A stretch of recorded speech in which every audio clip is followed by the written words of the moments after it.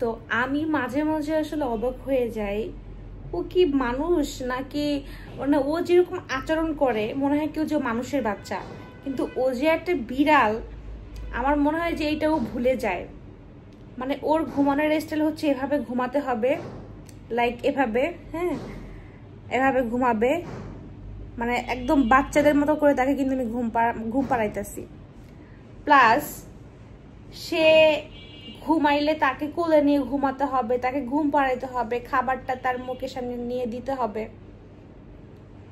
অনেকেই মানে বলতে পারেন যে হচ্ছে একটা বিড়ালকে নিয়ে এত কাহিনী বা এত কিছু কি, যে যাকে ভালোবাসে সেটা যে কোনো প্রাণী হোক না কেন তার কাছে এটা তার সন্তানের থেকেও হচ্ছে অনেক বেশি কিছু। তো ও আমার কাছে আমার সন্তানের থেকে অনেক বেশি কিছু। ওরা আমি একটা সন্তানকে যেভাবে করে বড় করে বা যেভাবে ভালোবাসে সেম ওরা ওরকম করে ওরা আমি ভালোবাসি। আমি আগে নিজে না খেয়ে ওরে আগে খাওয়াই, কারণ ওর কষ্ট বা ওর কোনো কিছু আমার সহ্য হয় না।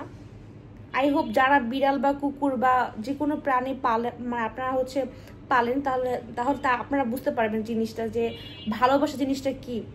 আর আমি রাস্তাঘাটে বিড়াল কুকুর দেখলে সেম আমি কিছু একটা ওদের কিনে দিব বা চেষ্টা করি সব সময়।